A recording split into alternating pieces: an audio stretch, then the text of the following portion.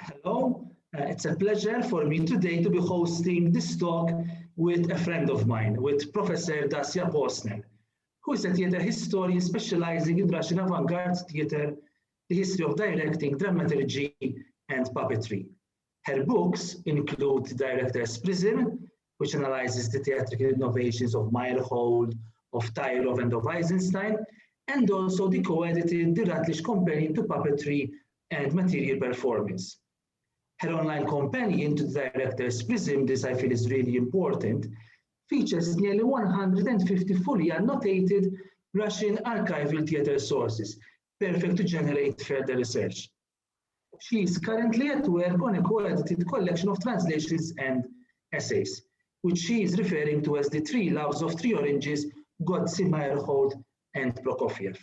And she's also working on an artistic and political history of the Moscow Kamerny Theatre. Professor Posner is an associate professor of theatre and director of the interdisciplinary PhD in theatre and drama program at Northwestern University.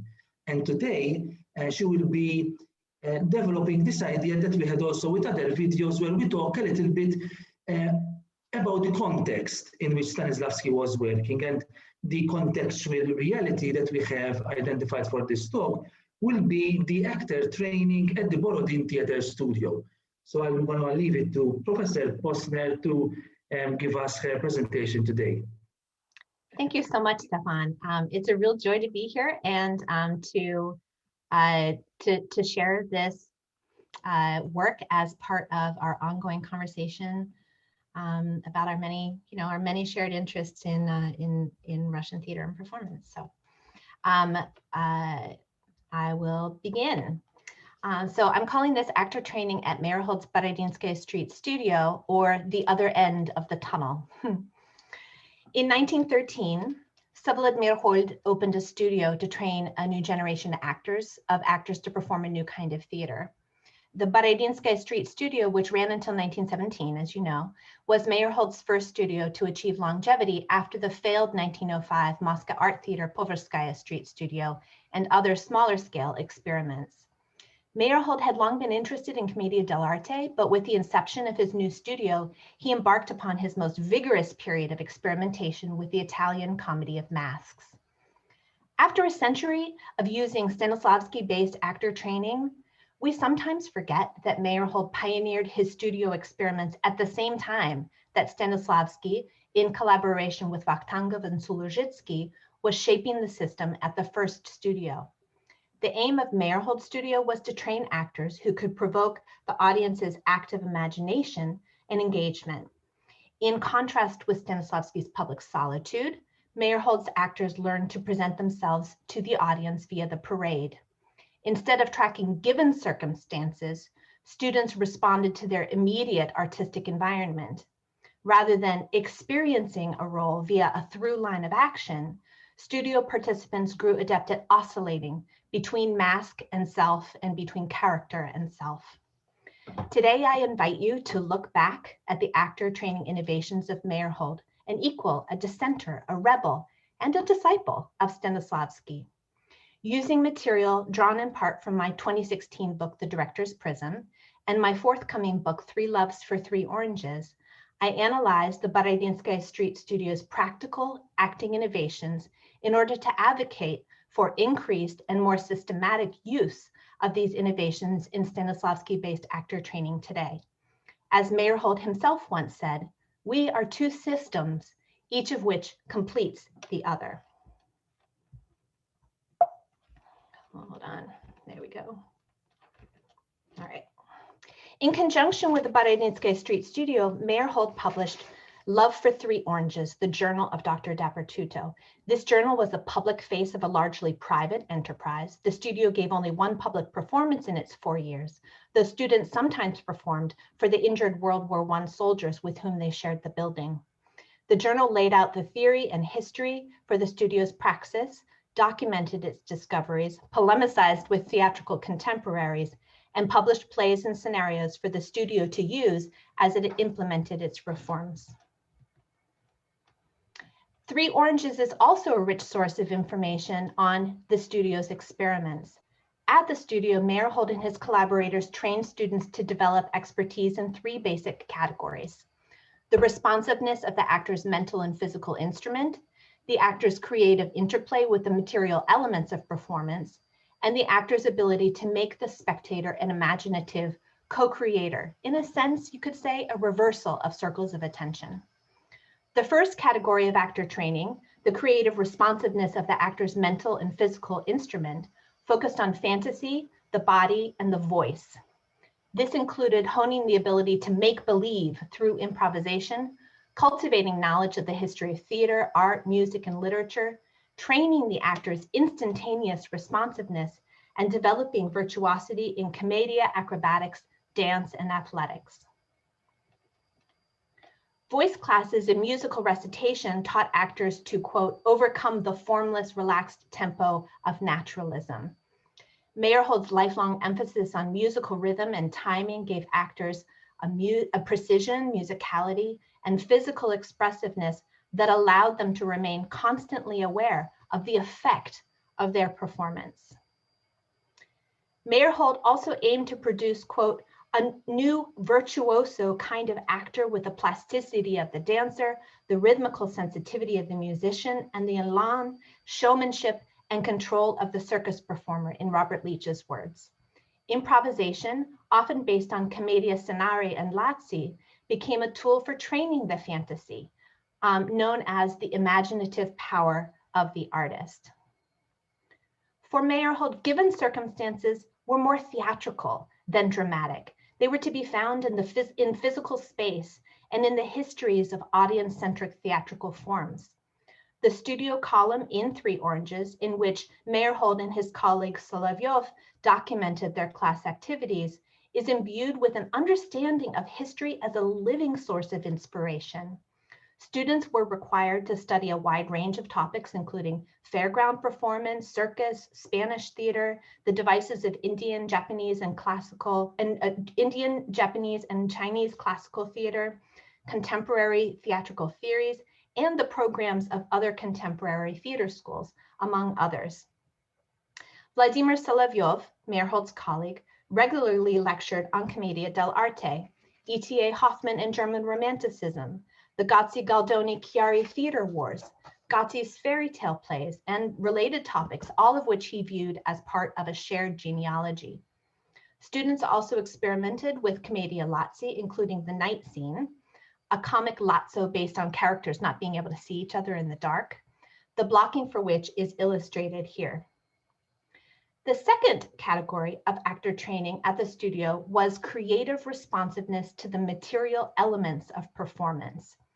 In his studio notes, Meyerhold writes that developing awareness of dramatis elements rather than dramatis personae sharpens the actor's ability to interact with the material world and to punctuate a production visually.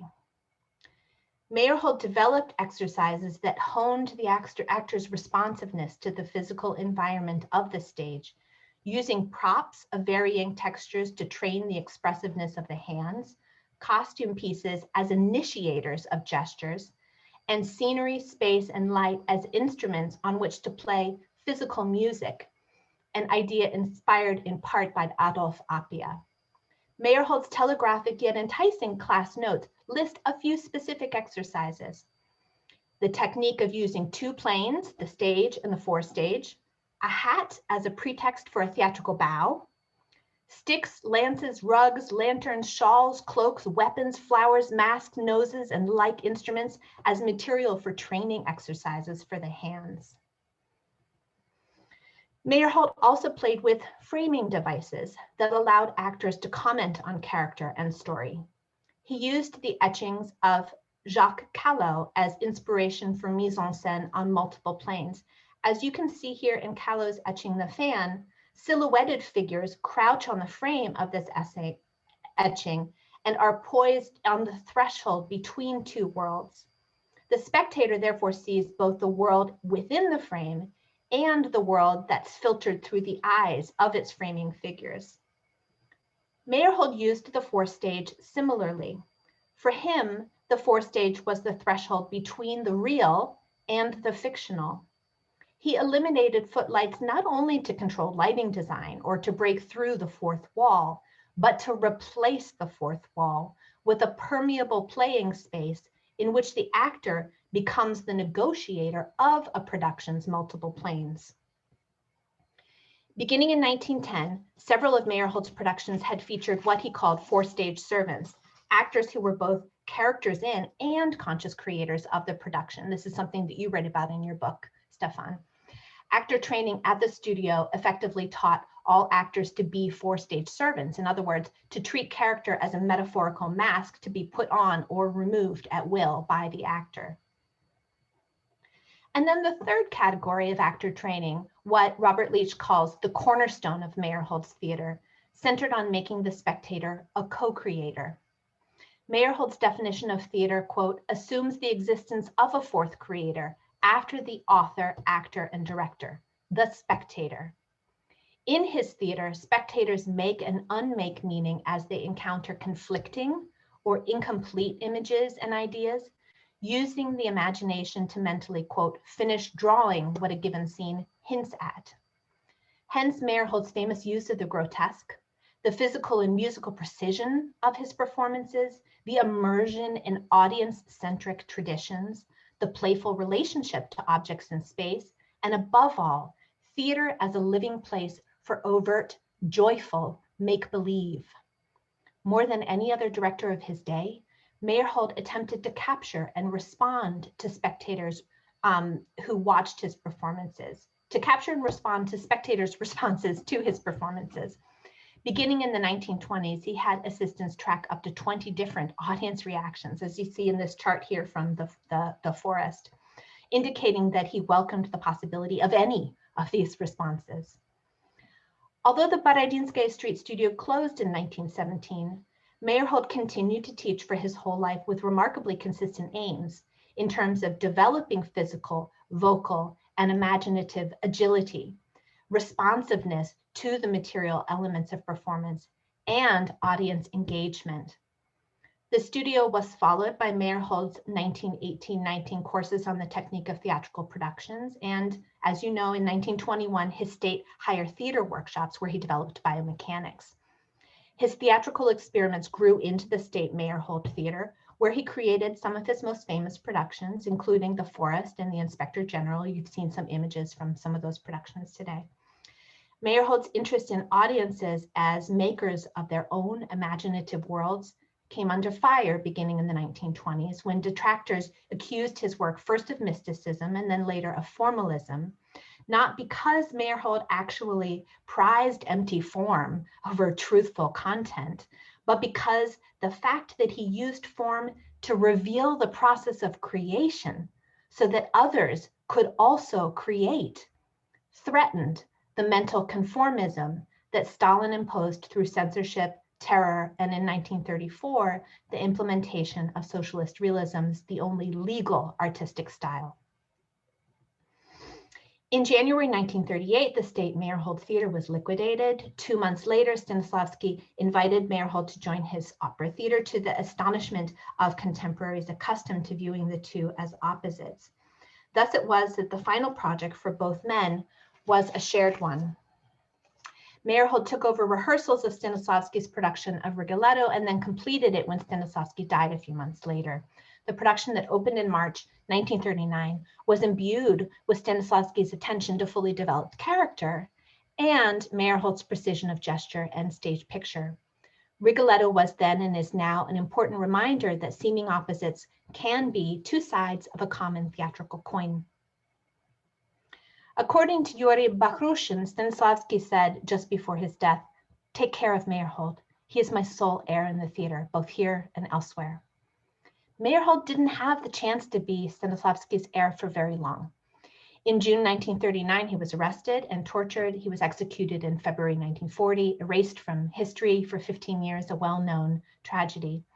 But even today, Stalin-era propaganda lingers in the telling of Meyerhold's history, in which he still too often is painted as an amateur who dealt arrogantly with dramatic literature, or as a director who controls actors like puppets or machines, and of course, as Stanislavski's opposite.